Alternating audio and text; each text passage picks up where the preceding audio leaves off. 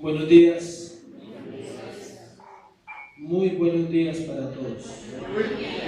Espero que sea uno de los días que, como dice la palabra, que Dios ha preparado para nosotros. ¿Cuántos saben eso? Que Dios ha preparado un día para nosotros. Y es este. ¿Por qué este? Porque ayer, ¿alguien está viviendo ayer? ¿O alguien está viviendo en el lunes o en el sábado? Es hoy. La Biblia dice, este es el día que ha preparado el Señor, nos alegraremos y nos gozaremos en su presencia. Amén. Entonces el día del Señor es este, y es el día en que Dios habla. ¿Sí sabía? Hablábamos con alguien y el día más importante de la iglesia es el domingo. Es más importante que cualquier otro evento que se haga en la iglesia, el martes, el jueves, todo. El domingo es el día de la congregación y es el día de la iglesia, porque Dios estableció la iglesia para que el evangelio se predique en la tierra. No hay otra manera. Hay muchos métodos, muchas formas, muchos eventos que se pueden realizar, pero ninguno es tan trascendental como la congregación de la iglesia el día domingo. Amén. Vamos a estar trabajando eso en la conciencia del creyente, que el domingo es el día que Dios ha separado para él y que nosotros también debemos separar ese día para él. Amén. Vamos al libro de Marcos. Como les mostramos, dentro de 8 días tenemos a nuestro invitado. Es un hombre que Dios está usando allá en esa ciudad, en Cali, Jamundí Valle, específicamente en Jamundí. Y Dios nos ha permitido tener una buena relación con él desde hace muchos años. No nos conocimos ahorita, sino hace unos 15 años con él. Y nos volvimos a encontrar después de un proceso individual de cada uno. Y él está, gracias a Dios, ya está terminando su carrera de licenciatura en teología. Y es un hombre que Dios usa bastante en los principios doctrinales. Entonces, sabemos que la iglesia necesita ese tipo de enseñanza, que otro venga y les diga lo que ya se les ha dicho, para que la gente pueda decir, no es la idea de un pastor, es la idea de ¿qué? De la Biblia. Vamos al pasaje de hoy, nos corresponde terminar el capítulo 10, Marcos capítulo 10, versículo 46 al 52. Para los que nos acompañan hoy le damos la bienvenida. Esta es una iglesia bíblica, estamos basados únicamente en la escritura, predicamos la Biblia expositivamente como debe ser, verso a verso, capítulo por capítulo, hasta terminar el libro, y cuando terminemos el libro pasaremos a otro libro y haremos lo mismo hasta que el Señor venga. Amén. Entonces vamos al libro de Marcos capítulo 10, 46, 52. Entonces vinieron a Jericó, y al salir de Jericó, él y sus discípulos y una gran multitud, Bartimeo, el ciego hijo de Timeo, estaba sentado junto al camino mendigando. Y oyendo que era Jesús Nazareno, comenzó a dar voces y a decir: Jesús, hijo de David, ten misericordia de mí. Y muchos le reprendían para que callase, pero él clamaba mucho más: Hijo de David, ten misericordia de mí. Entonces Jesús, deteniéndose, mandó llamarle, y llamaron al ciego diciéndole: ten confianza, levántate, te llama. Él entonces, arrojando su capa, se levantó y vino a Jesús. Respondiendo Jesús le dijo: ¿qué quieres que te haga? Y el ciego le dijo: Maestro, que recobre la vista. Y Jesús le dijo: vete, tu fe te ha salvado. Y enseguida recobró la vista y seguía a Jesús en el camino. Padre, te damos gracias, Señor, en esta mañana por tu palabra, Dios. Cuán hermosa es tu palabra y cuán poderosa es ella, Señor, que nos ayuda, que alumbra el entendimiento del pecador, Dios, que confronta la oscuridad de nuestra mente y de nuestra vida, y que nos puede llevar, Dios, a nacer de nuevo en el poder del Espíritu Santo. Habla hoy a tu pueblo, Dios. Habla al que está hambriento, al que anhela la palabra, Dios. Háblale en esta mañana. Al que está reacio, convéncele, Dios. Al que duda, quebranta la incredulidad, y que sea el poder de tu Espíritu mientras se predica este mensaje, en el nombre de Jesús. Amén y amén. Una misericordia más. Una misericordia más se llama el tema de hoy. A veces estamos necesitados de esa misericordia más. Creo que casi siempre. Lo que pasa es que no lo percibimos, no lo vemos. Pero todos los creyentes y aún los que no son creyentes, pues más necesitan la misericordia de Dios. Pero los que ya somos creyentes estamos anhelando cada día una misericordia más. Porque la Escritura lo enseña, que sus misericordias son nuevas, ¿qué? Cada mañana. Siempre le digo a la gente, ¿tú gastaste tu misericordia ayer? O sea, ¿tú sabes que ayer Dios tuvo misericordia en tu vida, una al menos? ¿O no lo ves, no lo percibes, no lo comprendemos? ¿Cuál es la misericordia que hay que gastar? Hoy hay una nueva, gracias a Dios. Y mañana habrá otra misericordia, porque Dios es un Dios que abundante. Nuestro Dios, el Dios de la Biblia, no el de una iglesia, escuche solamente, no el de un grupo que se denomina tal. No, el Dios de las Escrituras es un Dios que abundante. Dejó una misericordia nueva cada mañana para aquellos que le aman y aquellos que creen. Y cada vez que vamos avanzando en este libro, nos aproximamos más a la etapa final del Evangelio de Marcos. Vamos a entrar al capítulo 11, donde está la entrada triunfal a Jerusalén. Y ahí ya entramos en la última etapa del libro. Vemos el corazón de Jesús marchando a Jerusalén, pero lo más impresionante de todo es que aún amando y haciendo milagros y extendiendo su misericordia. Esta porción de la Biblia es conocida como la última misericordia, la última que él tuvo en ese momento. No le puse la última porque no es la última para nosotros. Era la última en su vida terrenal en cuanto a los milagros y señales que él hizo en el momento. Esa era la última con el ciego que Bartimeo. Usted lee Marcos y ya no hay más. Hay para allá cruz, el proceso de la cruz. Hablar de la misericordia realmente es apasionante y al mismo tiempo difícil, porque normalmente no sabemos en qué envoltura viene ese regalo precioso para nosotros. La misericordia trae una envoltura, pero no la discernimos, no tenemos esa capacidad. Tenemos que conocer realmente el corazón de Jesús diariamente y ser agradecidos porque todos los días ha habido esa misericordia.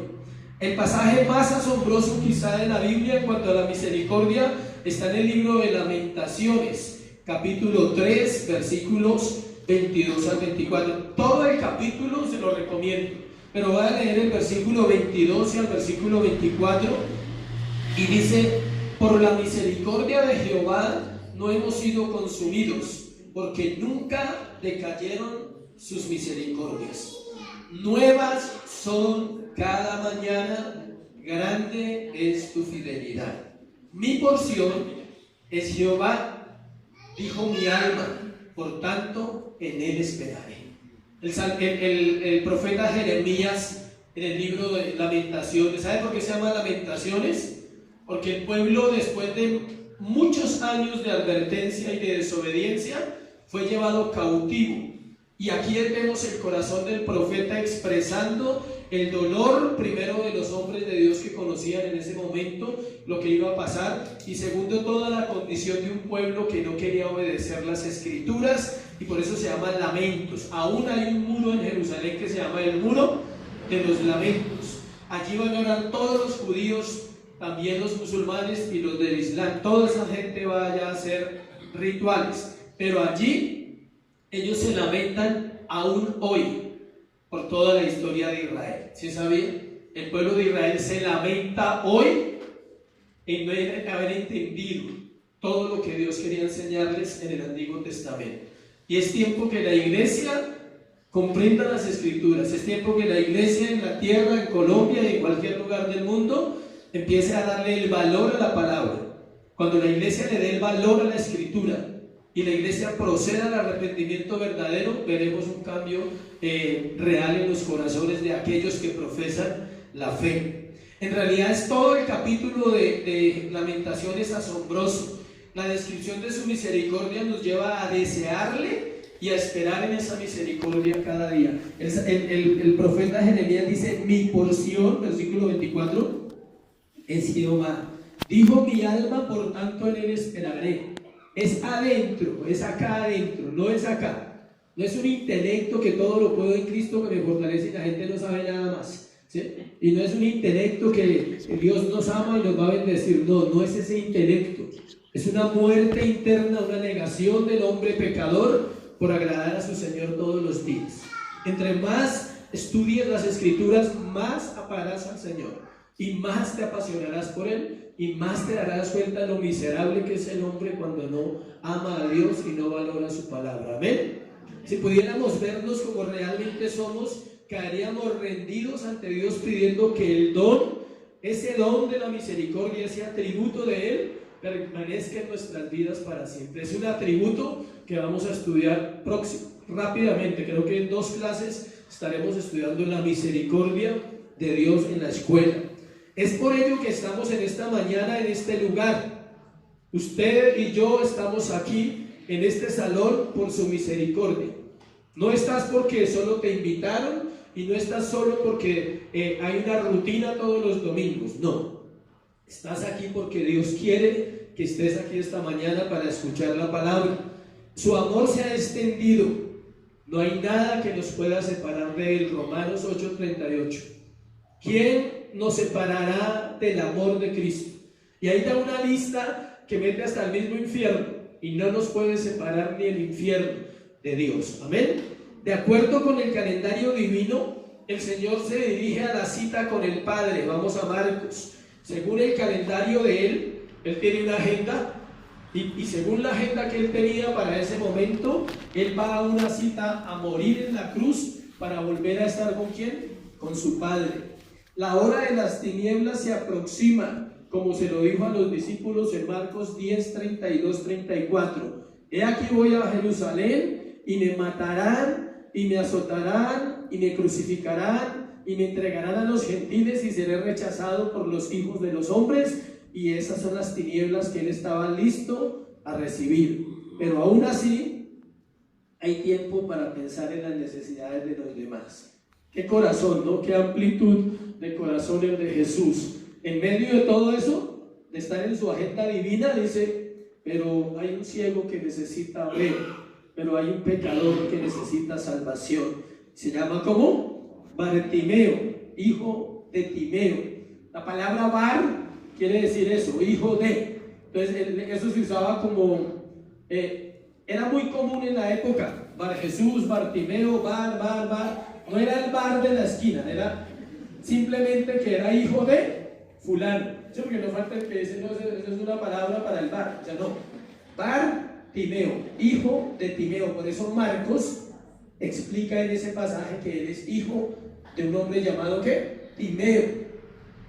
Algunos estudiosos dicen que Marcos coloca el nombre de Bartimeo a diferencia de Mateo y Lucas. Ahorita les doy los paralelos de ese estudio. Y dicen que lo más probable es que Bartimeo se volvió un buen creyente y alguien influyente en la primera comunidad de cristianos, y por eso se nombra a Bartimeo, porque era conocido. Acuérdense que cuando esto sucedió no es el momento en que se escribió. ¿Sí me estoy explicando? Cuando nosotros leemos Marcos 10 y estamos estudiando la historia del ciego Bartimeo, no sucedió ahí. Perdón, no fue escrito ahí, fue escrito muchos años, por ahí unos 20 o 25 años después del suceso. Entonces, cuando Marcos escribe, hay probabilidades de que Bartimeo todavía siguiera firme en la iglesia. Por eso lo nombran, porque era alguien conocido en la comunidad y su testimonio todavía, Pedro le cuenta a Marcos, dice: te voy a contar la historia de Bartimeo, un hombre que era ciego y Dios lo sanó. Y Marcos empieza a redactar lo que Pedro le está contando, o probablemente también dicen que Marcos escuchó una predicación de Pedro ¿sobre quién? Sobre Bartimeo, y anotó con detalles, dijo: yo quiero escribir eso también para que quede registrado por la obra del Espíritu Santo, que es el que inspira la palabra.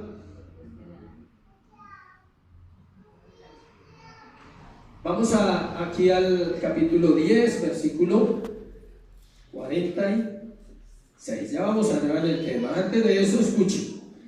La multitud que lo iba a recibir a él, antes de entrar en el tema, en Marcos 11, en la entrada triunfal a Jerusalén, era la misma que a los pocos días gritaría enardecida: crucifícale. Note que el capítulo 11 abre con la entrada triunfal a Jerusalén. ¿Qué día fue eso? Un domingo. ¿El famoso domingo de qué? De Ramos. Ah, todos saben, muy bien. La tradición hizo su efecto en esta nación también. ¿Domingo de qué? De Ramos. Esa es la entrada triunfal a Jerusalén. Entonces estamos un poquito antes. Podríamos suponer o deducir que es la semana anterior, el último milagro, y entra el domingo allá. A su vez, escuche, Israel entraría en el periodo más terrible de tinieblas que ha tenido, según las Escrituras, al participar de la muerte del Mesías. Y aunque sabemos que todo fue ordenado por Dios, según Hechos 2:23, eso no elimina la culpa de lo que ellos hicieron. Ellos dijeron: su sangre sea sobre nosotros y sobre nuestras generaciones. Cuando les dijeron que Él era un santo, su sangre sea sobre nosotros y nuestras generaciones, no sabían lo que decían, y aún hoy han recibido consecuencias los judíos durante 2000 años de uno de los pecados más terribles que haya cometido la humanidad. En el caso del pueblo judío, participar, escuchen, no lo mataron, ya sabemos quién lo mató, ¿cierto? ¿Alguien no sabe quién lo mató?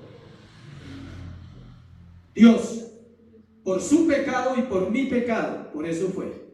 El agente fue Dios, la causa, el pecado suyo y el pecado mío, por eso murió en la cruz. Amén. Eso no elimina entonces la culpa de los judíos y su responsabilidad hasta el día de hoy. Entonces vamos ahora hacia el texto. Primer punto, la condición del ciego, versículo 46. La condición del ciego. Entonces vinieron a Jericó, y al salir de Jericó, él y sus discípulos y una gran multitud, Bartimeo el ciego, hijo de Timeo, estaba sentado junto al camino mendigando. Entonces vinieron a Jericó. La ciudad de Jericó de los tiempos de Jesús y sus ruinas actuales se hallan un poco al sur de la ciudad de Jericó del Antiguo Testamento, que es la que menciona Marcos. Hay dos ciudades llamadas Jericó en la Biblia, una del Antiguo Testamento y otra de ¿qué? Del Nuevo Testamento. La que vamos a mirar es del Antiguo Testamento, no es la actual. Todavía Jericó está, pero no es esa. Esta es la antigua. Por eso Lucas dice una cosa y Marcos dice otra. Lucas dice que al salir de la ciudad y Marcos dice que al entrar en la ciudad habían dos Jericó. Están pegadas. Una son las ruinas de la Jericó antigua, que es esta, y otra es la Jericó moderna, que hoy en día usted puede ir y conocer todavía. Tiene otro nombre, pero existe la Jericó, y la otra que en ruinas. Estaba localizada a unos 25 kilómetros de Jerusalén, y más o menos a la misma altura, en una montaña.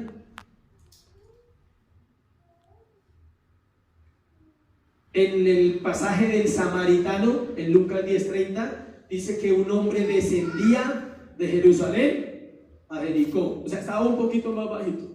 Jericó estaba aquí, Jerusalén aquí, Jericó aquí. Descendía. O sea, tenía que bajar un poquito usted caminando, pero bajando, para llegar allá a ese lugar, Jericó.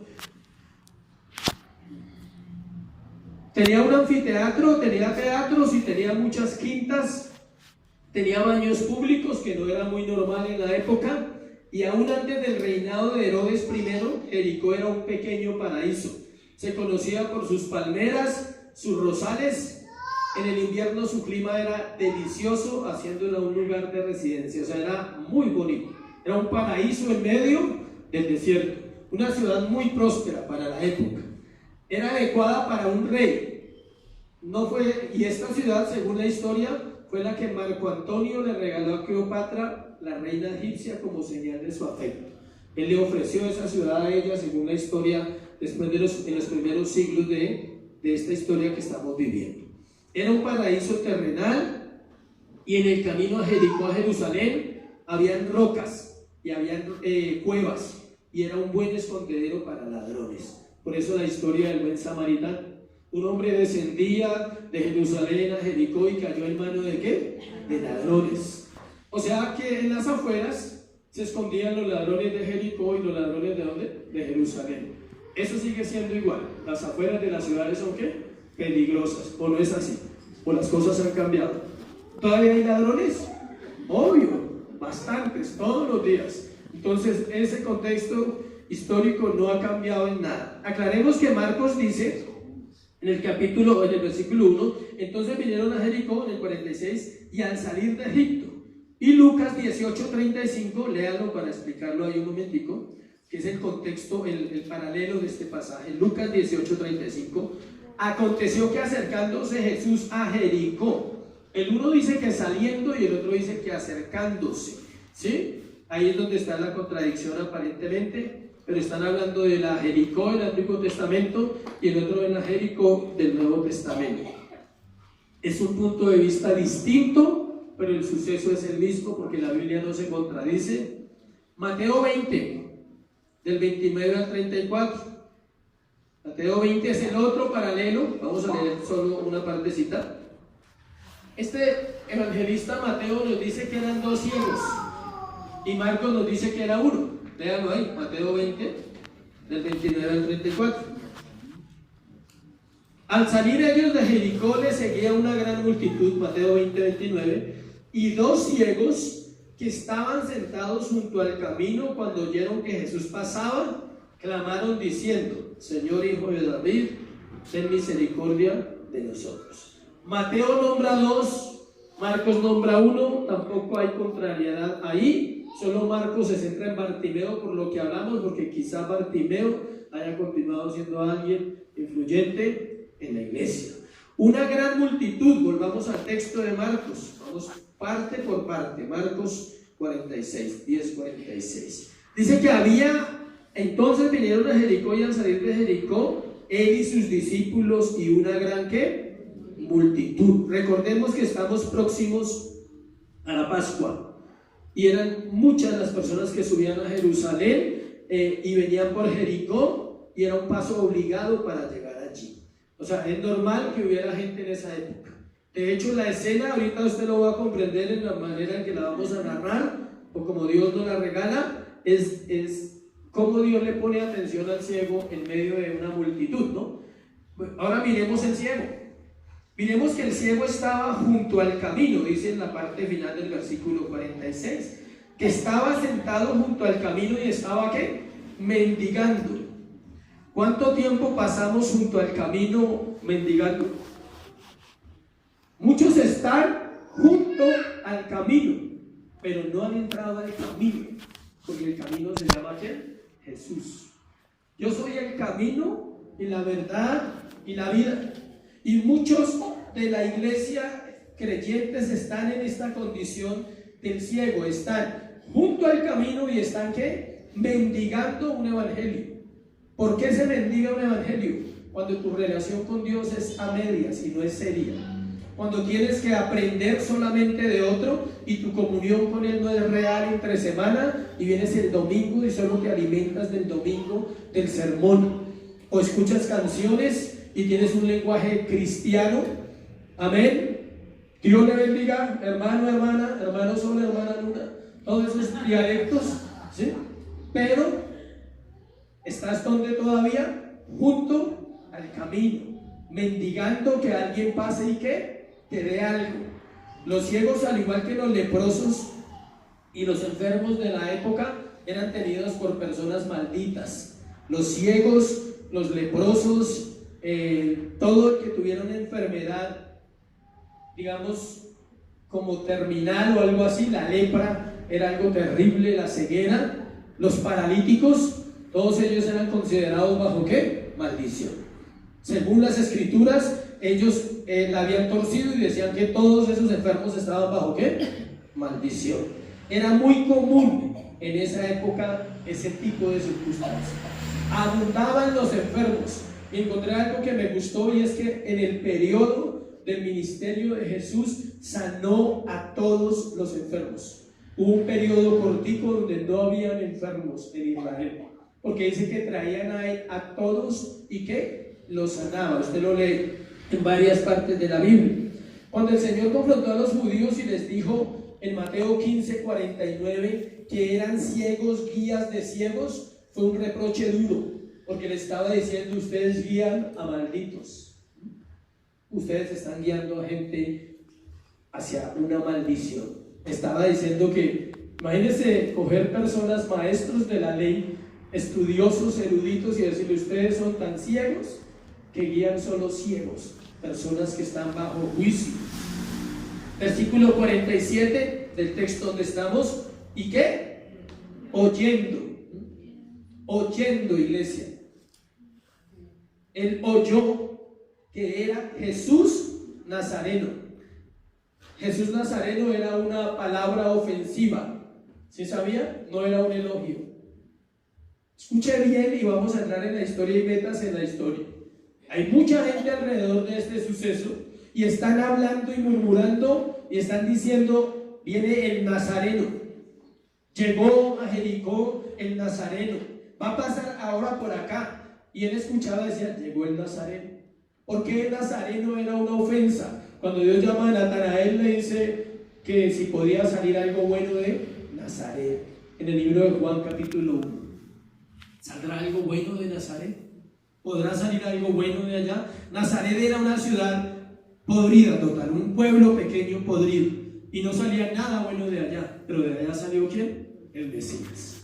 Dios piensa diferente a nosotros, gracias a Dios, que piensa diferente a nosotros. Lo que nosotros no vemos valioso, Dios sí lo ve valioso, y lo que creemos valioso es basura para los ojos de Jesús. Entonces él escucha, mire bien la acción, oyendo que era Jesús Nazareno, oyó, pero él no le dijo Nazareno. Mire lo que le dijo. Dice: comenzó a dar voces y a decir ¿qué? Jesús, hijo de David, ten misericordia de mí. Él sabía sobre las escrituras, y él está diciendo ahí: yo creo absolutamente que él es ¿qué? El Mesías. El Mesías es equivalente al hijo de David. Él no dijo Jesús Nazareno. Él escuchó otros de los muchos que hablan del evangelio y del cristianismo, los cristianos, los que siguen al tal Jesús. Eso todavía se escucha hoy. Todavía escuchamos gente hablando mal de Jesús.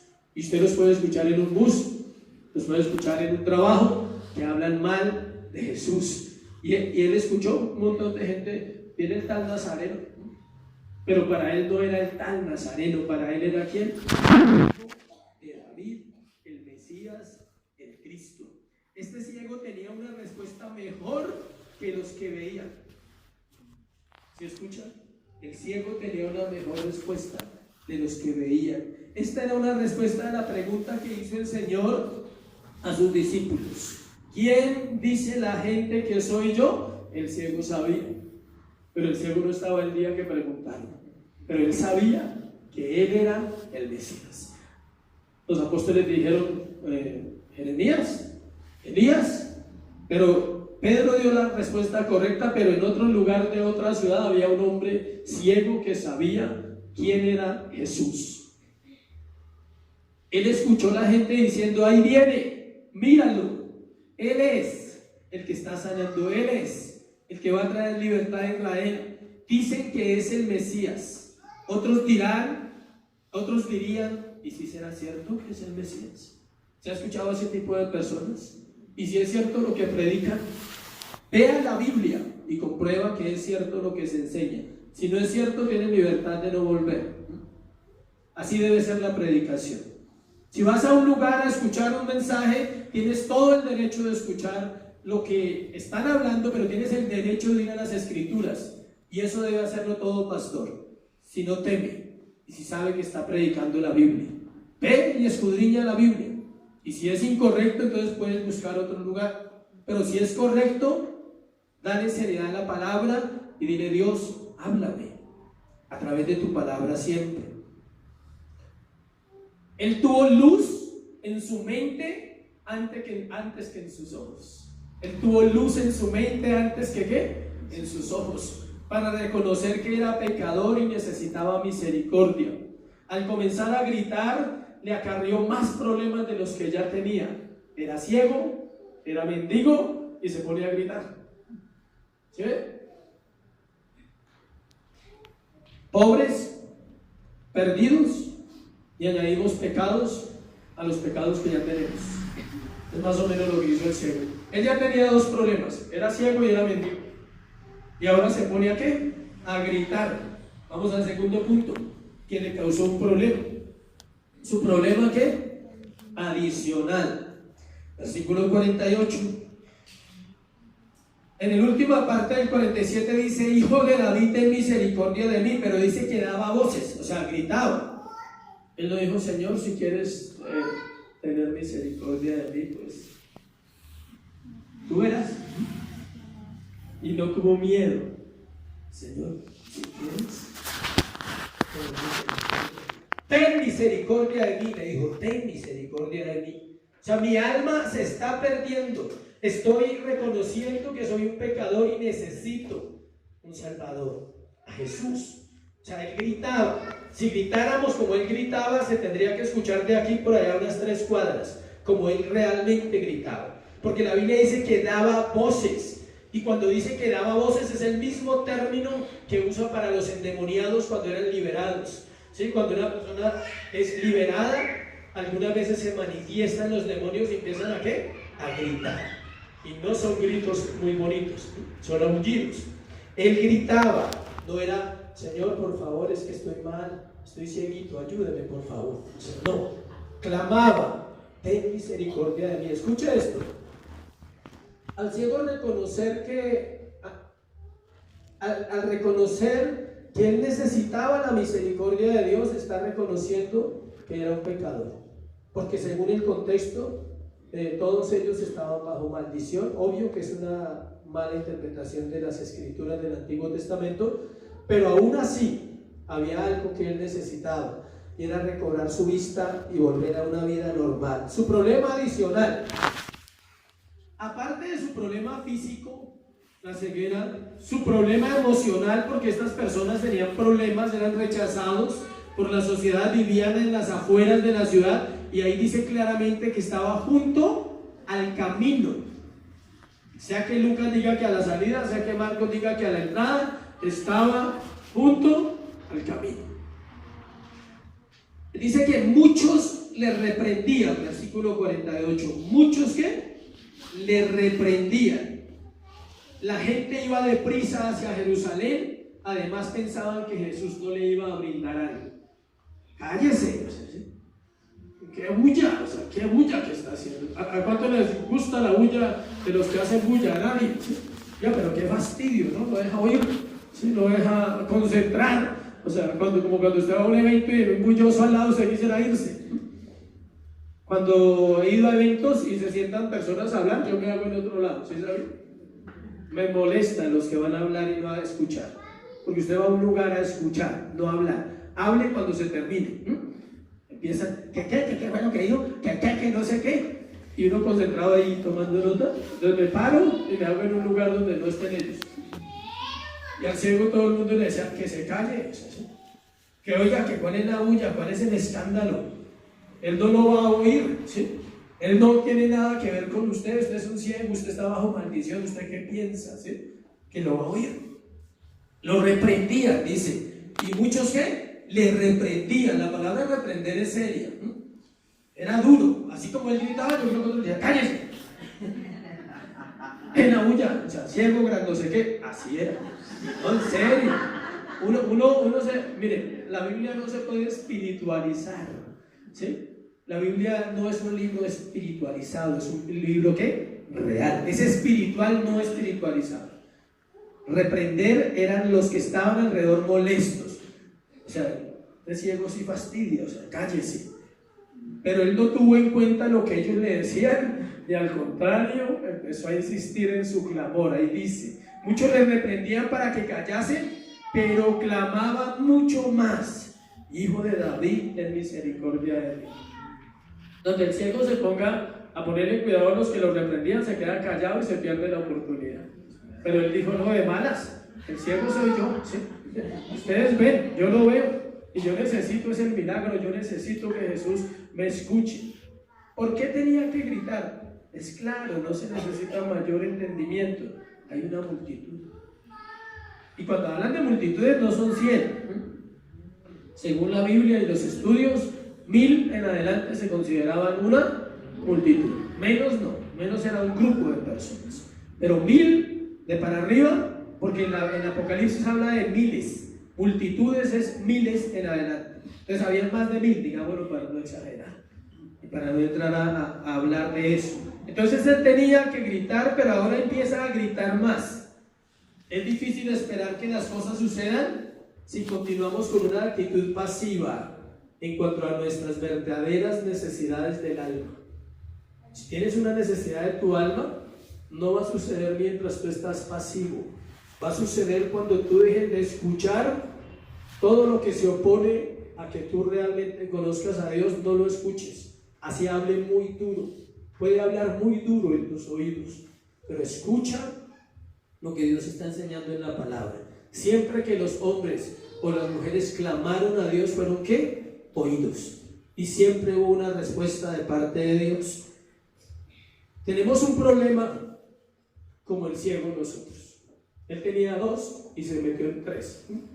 Ciego, rechazado de la sociedad y ahora reprendido por orgulloso. Y nosotros también tenemos un problema. Es nuestra naturaleza pecaminosa. Ya la tenemos. Aparte de eso, añadimos con nuestra desobediencia, nuestras malas decisiones y nuestras actitudes ante la vida. O sea, tú quieres problemas, ya tienes uno muy fuerte, se llama pecado. Ya con ese basta, no busques más. Pero a ese añadimos ¿qué? Todas esas malas decisiones que tomamos en la vida, añadimos también las actitudes que tomamos ante las situaciones que se nos presentan. Buscar a Dios con una intención real causará molestias a otros. Los demás se molestaron, pero Él era real. No era escandaloso, no era orgulloso, era un hombre que realmente sabía quién estaba pasando y tenía una necesidad muy fuerte en su corazón. Notemos que su persistencia fue más grande que su problema porque el maestro lo mandó llamar. La viuda insistente hacia el juez injusto que le hiciera un favor, y varios casos de la Biblia donde tuvieron que ser ¿qué? Persistentes las personas. De hecho, la oración persistente es la que conquista. La oración a medias no conquista nada. Y alguien decía, el que ora mucho recibe, el que ora a medias medio recibe, y el que no ora ya sabe la respuesta. No hay nada que hacer. Si no oramos, tampoco vamos a encontrar respuestas porque son las formas como Dios lo estableció. Aclaro, no se ora solo por respuestas, se ora por comunión, por conocerlo y por estar preparado para aceptar esa respuesta que puede venir a través de una oración que yo quería que se sucediera de una manera, pero sucedió de otra, pero sucedió. O sea, uno espera encasillar a Dios. Tercero, la misericordia en acción, 49-51. Antes de entrar en ese punto, quiero que recordemos la petición de hace 8 días. Tenemos 2 formas de pedir. Hace 8 días, queremos que nos hagas, ¿sí? Así fue que pidió Jacob igual. Queremos que nos hagas tal cosa. Y el Señor les dice, ¿qué es lo que quieren que haga? Aquí también hace la misma pregunta. Pero la actitud es muy diferente la del ciego Bartimeo a la de los 2 discípulos. Los 2 discípulos tienen una arrogancia para pedir. Este tiene una humildad para pedir. Se costó el rechazo de la gente. ¿Usted sabe lo que es pedir en medio de la oposición? Eso hizo Bartimeo. O sea, a él ya era rechazado, pero yo creo que le dijeron, bueno, ¿se calla o lo sacamos de esto? Algo así. ¿Se calla o qué? Era muy fuerte esa situación para el mundo religioso. Ellos se molestaban demasiado cuando alguien hacía este tipo de cosas en público, y aún cuando se sube un loco bus, uno reacciona, bien sea por el olor o bien sea por muchas situaciones, pero es una escena más o menos parecida. La diferencia es que este hombre sabe quién es Jesús. Por eso llegamos aquí, a la misericordia en acción. Si quiere, póngale Jesús en acción. como quiera ponerle al punto. La misericordia en acción es igual a ¿qué? A Jesús en acción. Llegamos al centro del mensaje, donde todos deberíamos llegar y lo que todo creyente necesita continuamente. ¿Qué? Misericordia. Todos los días. Versículo 49. Entonces Jesús, deteniéndose, mandó ¿qué? Llamarle.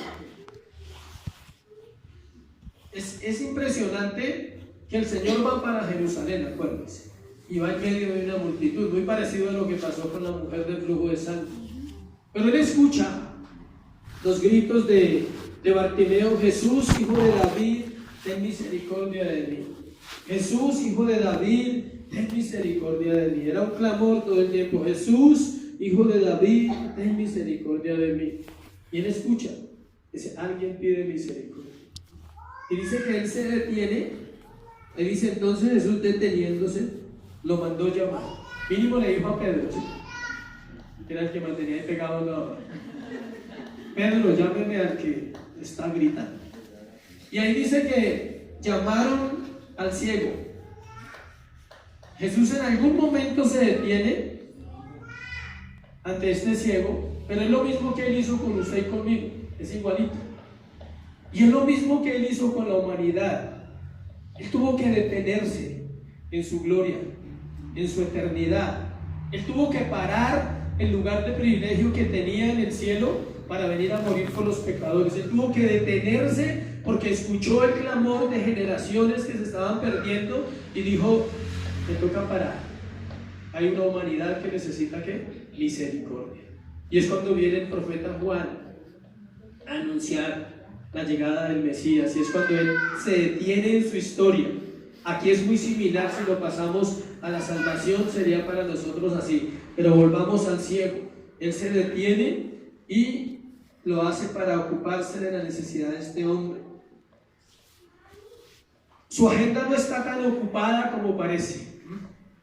A veces nuestra agenda está más ocupada que la de Jesús, ¿cierto? Para ayudar a otro, para hacer lo correcto, para hablar del amor de Cristo. Nuestra agenda está ¿qué? Ocupada. La de Jesús no estaba ocupada. Él se detiene en el tiempo exacto. Su tiempo no está limitado. Él sabía, calcula, alcanzo a sanarle y voy a morir. Chévere decir eso, ¿no? Alcanzo a sanarle y voy a morir. Uno dice: no alcanzo a desayunar si oro. Si oro no alcanzo a comer o me pierdo la novena en la noche. Él dice: alcanzo a sanarle y alcanzo a llegar a la cruz exactamente el día que tenía que llegar. Mandó llamarle. Él conocía el corazón de este ciego. Los demás lo trataron de callar, pero el Señor escuchó su clamor en medio de la multitud. ¿Cuántos saben que Él te conoce? Que aunque hay miles en la tierra orando, parece que Él tuviera 1000 oídos, porque es de a un oído para cada uno. Él no está pendiente del chisme de allá, porque uno dice, alguien decía, para explicar este pedacito, parece que fueran muchos dioses para tener la capacidad de ser tan personal, o sea, tan individual, tan centrado en el oído, en el hijo que está orando y está clamando y está diciendo: ten misericordia de mí. ¿Cómo? O sea, ten misericordia de mí, Señor. Ten misericordia de este pueblo, de esta generación.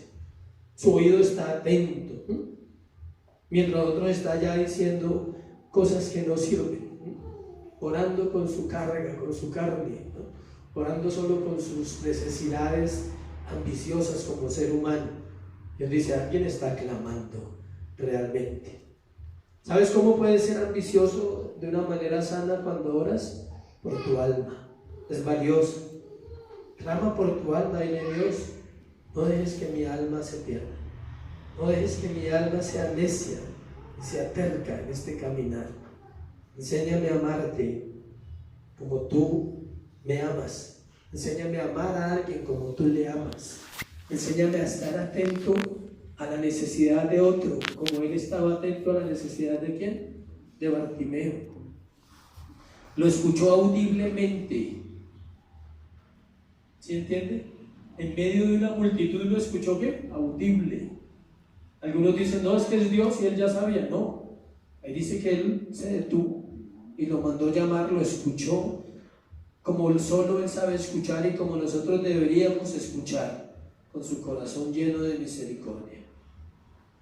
Lo escuchó porque lo amaba. Solo el hecho que te escuche o me escuche es porque ¿qué? Nos ama. Algunos lo animaron, de pronto le dijeron, cállate, te está llamando, tranquilícese. O sea, algunos lo animaron, dice ahí, y llamaron al ciego diciéndole, ten confianza, levántate, te llama.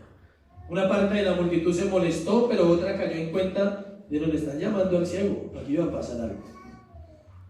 Ya, tranquilo, ya lo escuchó, vamos. Tenían que llevarlo, entendamos, ¿estaba qué? Ciego. No es lo mismo decirle a otro vamos o decirle a un ciego vamos.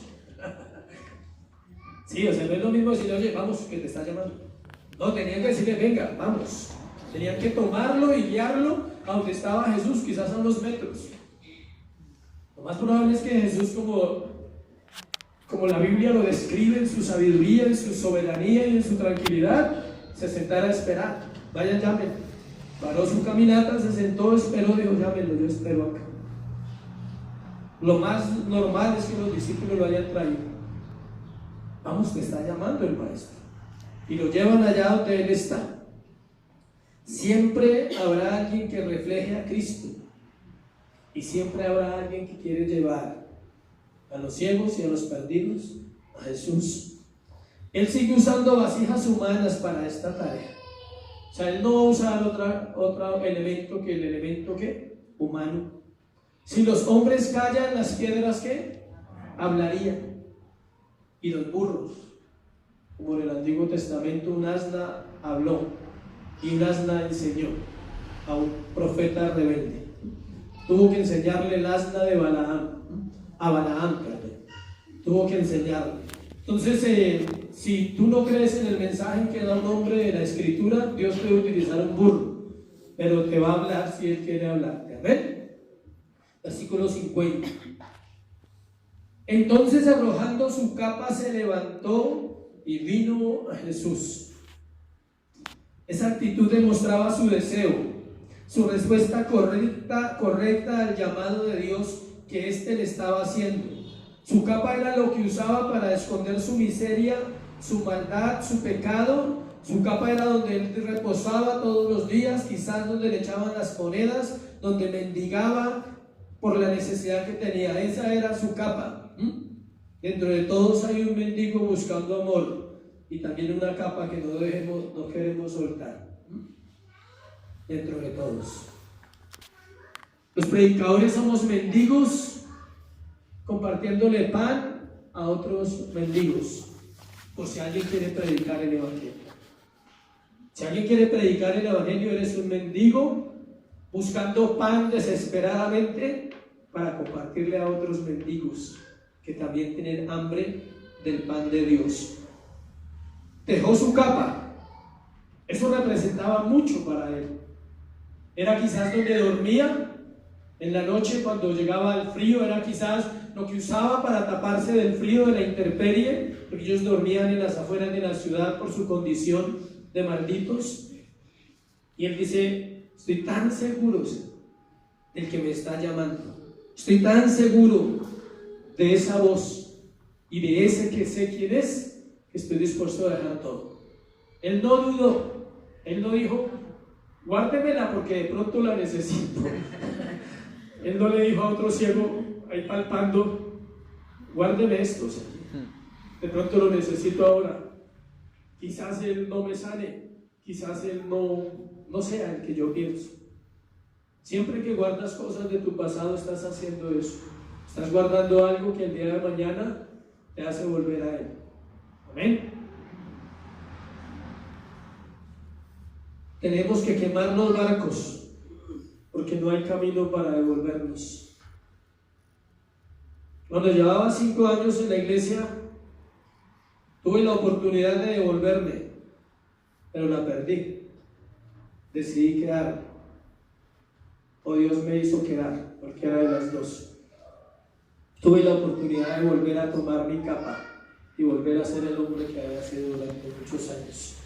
Pero ese día entendí que tenía que dejar todo. ¿Y todo era qué? Todo. Si no dejamos todo, ¿cómo queremos todo de Jesús? ¿No te parece injusto? ¿Sí? ¿No te parece injusto que tú pidas todo de Jesús y que no estés dispuesto o dispuesta a dejar todo por Jesús? Al fin y al cabo estamos con un Dios ¿qué? Justo. Él no es injusto. Versículo 51. Respondiendo Jesús le dijo: ¿qué quieres que te haga? Y el ciego le dijo: maestro, que recobre la vista. En vista de esa actitud que tomó el ciego tan rápido, soltó esa capa y lo llevaron, el Señor le hace la pregunta que todos deseamos. Esa es la pregunta favorita del cristiano. ¿Qué quieres que te haga? Él ya la había hecho varias veces. De hecho, la hace continuamente en el corazón del creyente. ¿Qué quieres que te haga? Casi siempre perdemos el examen. La respuesta muestra lo poco que lo conocemos. Que me arregle el matrimonio. Que dicen, eso no más. Eso es suficiente para ti. Que sane un hijo. Eso. Que me dejes predicar. Eso no más. Solo hay una respuesta, al final se la voy a decir, que vamos a orar por esa petición. Es la respuesta que todo cristiano y toda iglesia debe decirle al Señor: ¿qué quieres que te haga? Solo hay una. Le cuento una historia, escucha esta historia. Llegan 3 hombres al cielo y el primero, el Señor Jesús le dice: ¿tú por qué crees que debes entrar a mi cielo?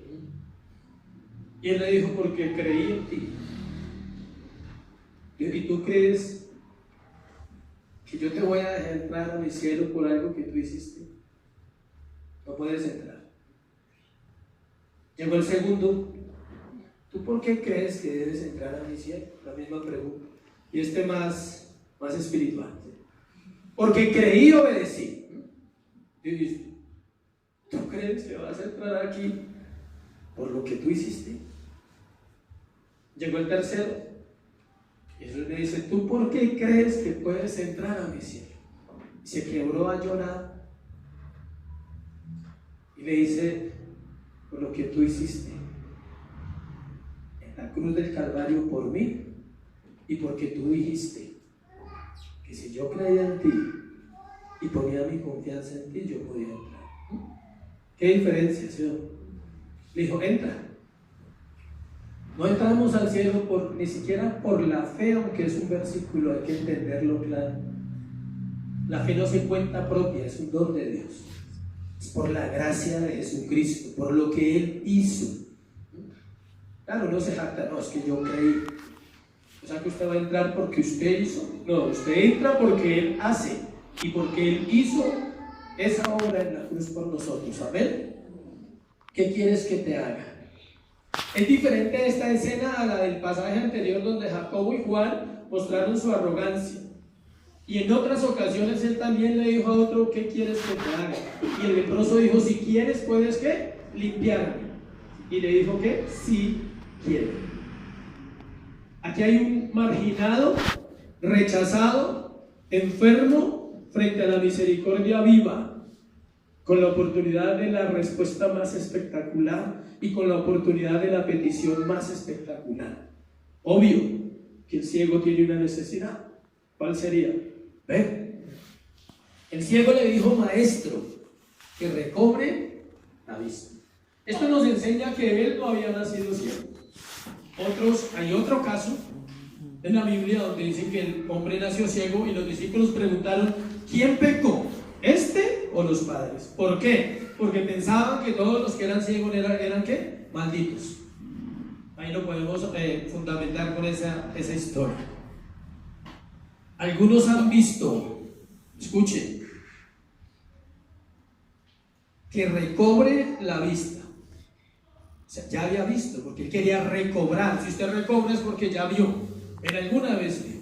Algunos han visto alguna vez, pero han perdido la visión clara de Cristo en sus corazones al desviar su mirada de su Señor y al ocuparse más de su propia vida que de agradar a Jesús. Algunos han visto, quizás esta mañana podamos recobrar la vista clara y tener bien claro lo que Dios quiere hacer. Último punto. La salvación, el mayor milagro. Entonces vemos que la historia del ciego nos da toda la ilustración de la salvación, absolutamente todo. Ya lo vimos que tenía un problema el ciego y se metió en más problemas, pero también vimos la misericordia activa de Jesús sobre él. Ahora vamos a hacer un paralelo corto de lo que es la salvación, cómo es el mayor milagro y cómo en este ciego están todas, escuche, todo el proceso de un cristiano está en el ciego. Ya lo vamos a mirar rápidamente. Jesús le dijo: vete, tu fe te ha salvado, y enseguida que recobró la vista y seguía a Jesús en el camino. Lucas y Mateo dicen que él le siguió, que él quería seguir, que él quería estar con Jesús después de haber recibido la vista.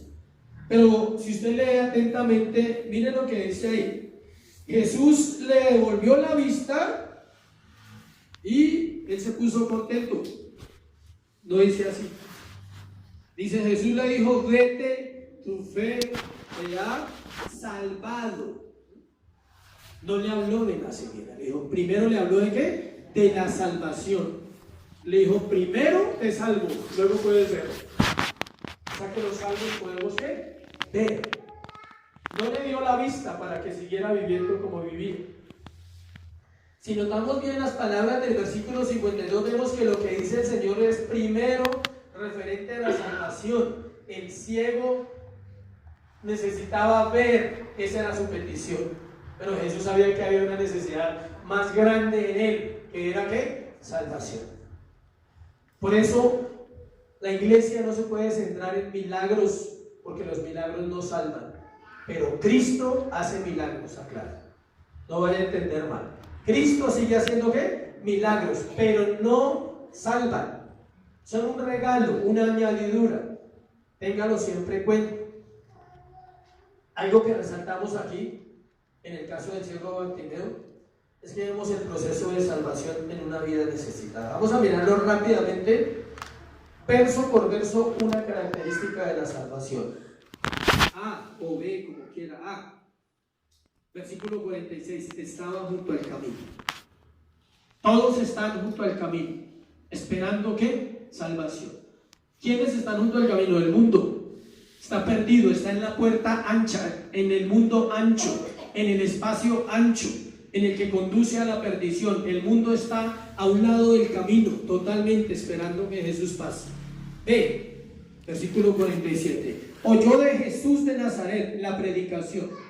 Tiene que haber un mundo, una humanidad, un pueblo, un remanente que predique el evangelio de Jesucristo, para que los del lado del camino ¿qué? Puedan venir. C, versículo 47. Clamó misericordia, oración. Tiene que haber oración en el proceso de salvación. Si anhelamos que la iglesia, que Dios añada a la iglesia hombres y mujeres salvos, es responsabilidad de ¿quién? De la iglesia orar porque eso suceda y porque Dios traiga vidas a la salvación. D, versículo 48, verso por verso voy. Tuvo oposición. Cállese. El mundo se va a oponer si hablamos el evangelio verdadero.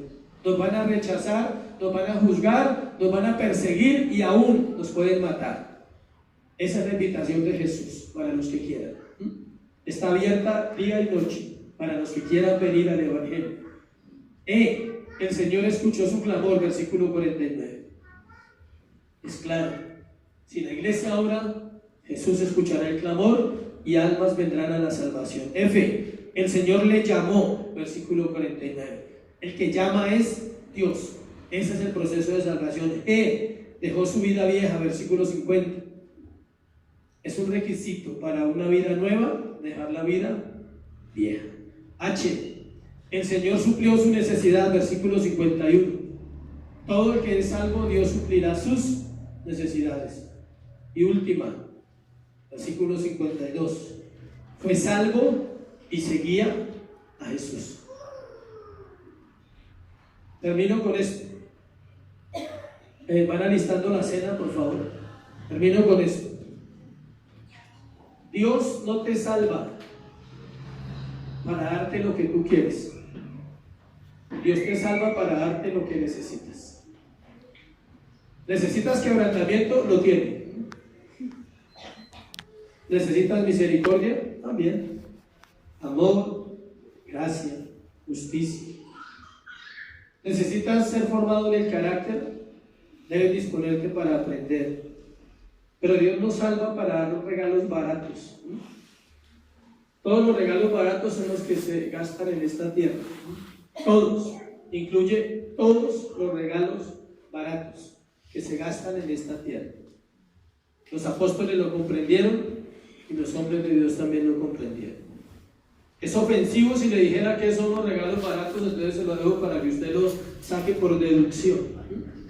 Pero solo entienda que todo lo que pertenece a este tiempo y a esta tierra es barato comparado con la gracia, con la salvación que Jesús tiene para nosotros. Entre más te aferres a lo barato, menos conocerás la grandeza de Dios. Y entre más te aferres a lo que este mundo ofrece dentro de nuestras necesidades físicas, emocionales, sentimentales, entre más te aferres, menos conocerás la misericordia de Jesús. Amén. Ponte sobre tus pies, vamos a compartir la cena y ahorita vamos a orar y le cuento cuál es la petición de qué quieres que te haga. Si se me olvida, me recuerda, por favor. Que con eso es que vamos a orar. Primera de Corintios capítulo 11, versículo 23.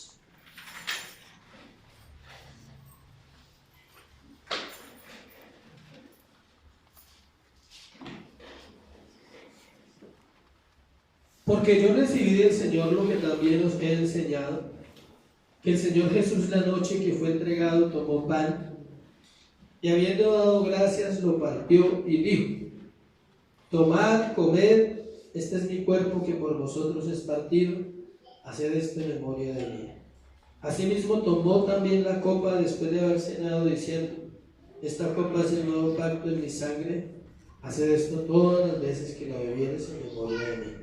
Así pues, todas las veces que comieres este pan y bebieres esta copa, la muerte del Señor anunciáis hasta que Él venga. La cena es el recordatorio de la muerte de Jesús. Nos lo recuerda en los sermones, nos lo recuerda en las escrituras, en cualquier libro. Pero hay un momento en que la iglesia debe compartir la cena del Señor en comunión unos con otros, los hermanos habitando juntos en armonía, dice la palabra. Pero es el momento propicio donde la iglesia debe recordar el sacrificio perfecto de Jesús. Acuérdate de la historia de los 3 hombres. Tú no entrarás a la eternidad por algo que tú hayas hecho, ni por venir a la iglesia. No dejes de venir, es un buen consejo, porque en la iglesia es importante la congregación. Pero no pienses que por eso vas a entrar a la eternidad. Vas a entrar cuando tú agrades al Señor. Y cuando lo agrades te vas a dar cuenta que es lo que produce el nuevo nacimiento en un cristiano: el deseo de agradar a su Señor. El que nace de nuevo odiará lo que Dios odia y amará lo que Dios ama. Odiará pecar y sufrirá porque peca, y sufrirá hasta el último día de su vida porque pecará siempre. Pero entenderá que ese es el cristianismo puro, el sufrimiento porque soy un pecador, pero el gozo de saber que Él me salvó, me perdonó y me ama. Me amó en la cruz y me ama hoy y me reservó para amarme ¿cuándo? Siempre. Esa es la cruz. Es recordar, decir: tú me amaste, como dijo Pablo, Romanos 5, porque cuando aún éramos impíos, a su vez Cristo murió por los pecadores. ¿Sí sabías que cuando llegamos a la iglesia somos un impío más? Mientras esa impiedad y esa maldad va siendo transformada por la palabra de Dios en un proceso que se llama regeneración. y Dios nos va regenerando y nos va dando más amor por Él, más amor por su palabra, más odio por lo que Él odia y más amor por lo que Él ama. Dios no odia a personas, le aclaro. Nadie, si alguien pensó en alguien con derecho a odiar, Dios no odia a nadie, Dios ama. Y es un Dios que ha dado libertad a sus criaturas de venir a Él. Pero la obra completa la hace Él en el corazón del hombre cuando dice: yo te elegí. Si tú sientes que Dios te eligió y sientes que eres una persona salva, todos los días tienes motivos para quebrantar tu corazón delante de Él. No necesitas otro. Ese es el motivo principal. Si sientes dudas y piensas que no lo eres, necesitas como el ciego: Señor, ten misericordia de mí. Ten misericordia de mí. Vamos a participar de la cena pensando en la obra de Jesús en la cruz, entendiendo que su sacrificio es el regalo, es un regalo. No lo despreciemos, no lo rechacemos. Y como un regalo, atesorémoslo, cuidémoslo. Si cuidamos el regalo de una esposa, de un hijo, nos regalan algo y uno como que lo cuida, que no se me dañe el reloj, que no se me dañe esto, porque me lo dio una persona que amo, es una persona importante. ¿Por qué no cuidamos la salvación si nos lo dio la persona más importante? Se llama Jesús. Entonces, puedes participar del pan. Mientras participas, recuerda su amor, su misericordia.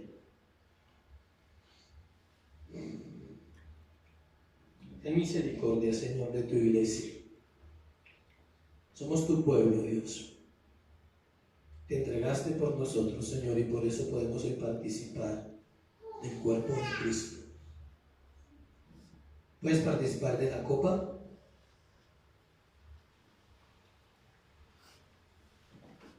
Ten tus ojos cerrados. Recuerda que fue la sangre de Jesús que se derramó en ese madero por nosotros, para que nuestros pecados fueran limpiados, nuestras iniquidades, nuestras rebeliones fueran borradas. Señor, te doy gracias por este tiempo, Dios, por esta palabra que trajiste hoy a nuestro corazón. Llévanos al corazón de Bartimeo, Señor. Quizás a tener el corazón de un hombre que no veía físicamente, pero en su mente veía quién eras tú, el Mesías. Y este hombre corrió hacia ti, Dios, lo llevaron. No podía correr, pero lo llevaron hacia ti. Corrió con su voz, corrió con su clamor hacia el Hijo de David, diciéndole: ten misericordia de mí. Ten misericordia de mí hoy, Señor. Ten misericordia de esta congregación, Señor, de todos los que están en este salón y los niños que están arriba, Dios. Ten misericordia de nosotros. Necesitamos de ti, Jesús. Ten misericordia. Él clamaba y decía: ten misericordia, Hijo de David. Ten misericordia, Dios. Ten misericordia de esta generación, Señor, de este pueblo que está lejos de ti, Dios, que te honra de labios, mas su corazón no conoce la palabra, no conoce la verdad, Dios. Ten misericordia de nosotros. Oh Dios, ten misericordia. Ten misericordia, Señor, del que está en pecado, Dios. Ten misericordia del que juega con la enseñanza, Dios. Ten misericordia, por favor. Ten misericordia del que no ha nacido de nuevo y cree que ha nacido y no te conoce. Ten misericordia, Dios. Hoy haz volver nuestro corazón hacia ti, Jesús, como el ciego clamaba y dejó su pasado y dijo: ten misericordia, Señor. Solo ten misericordia. No había otra oración en sus labios, solo decía eso: ten misericordia. Y el mundo se le oponía, Señor. Y el mundo se opondrá a aquellos que claman verdaderamente por salvación en este tiempo. Dios, enséñanos a orar como realmente debemos orar. Y cuando hablábamos que Dios le pregunta, Jesús dice: ¿qué quieres que te haga? Lo primero que viene a nuestro corazón son las necesidades de este siglo, las necesidades de arreglar un matrimonio, de que un hijo sea obediente, de que tus negocios funcionen bien y no pierdas lo que has invertido durante años. O quizás viene a tu mente la enfermedad. Y no estamos diciendo que no sea lícito, es lícito, porque son necesidades que tenemos. Pero hay algo superior, hay algo mayor a pedir. Cuando Dios nos da esa oportunidad en su palabra, dice: ¿qué quieres que te haga? Deberíamos pedir siempre: Dios, que yo pueda ser más como Jesús, que yo pueda ser como tú, Jesús, que amaste hasta el final, que lo diste todo por los demás, y a mí me cuesta dar algo por los demás, que perdonaste al instante, Señor, y a mí me cuesta perdonar al instante, que no guardaste odio contra nadie, Señor, y aún guardamos odios. Por eso la petición debe ser: yo quiero ser como tú eres, Jesús. Como cantábamos: haz mi carácter tal como el tuyo, Señor, haz mi carácter. Así quiero ser como tú eres, Jesús. Ayúdame a buscar ser igual a ti antes que buscar cualquier otra cosa, Señor. Ayúdame a permanecer fiel a la palabra y a la iglesia donde me has puesto, Señor. Ayúdame a examinar mi corazón, si en realidad, Dios, ha habido un nuevo nacimiento, y si no, a desearlo, a buscar ayuda, a clamar como ese ciego en el secreto: Dios, en misericordia no te conozco, no te puedo ver, no te veo en mis acciones, no te veo en mi acción, en mi disposición hacia la iglesia, no te veo. No te veo porque no me gusta lo que me dicen, lo que me demandan las autoridades. Ahí no ves a Jesús. Y si es así, ora y dile: Señor, yo quiero verte, quiero recobrar mi vista, una vista clara. Si algún día viste bien, puedes volver a ver. Y si nunca has visto, puedes decirle: Señor, haz que yo vea tu verdad, haz que yo vea tu palabra, haz que yo vea tu misericordia todos los días de mi vida, Señor. Gracias, Dios, por este pasaje tan especial, Señor, que nos prepara para la cruz, que nos deja la puerta abierta para entrar allí, Dios, a contemplarte en tu sacrificio perfecto. Hoy te doy gracias por la palabra. Bendice tu iglesia, añade los que han de ser salvos y salva a los que no lo son y están en este lugar. Te lo pido en el nombre de Jesús. Amén. Y amén. Dale un aplauso a Jesús. Espera, dáselo fuerte.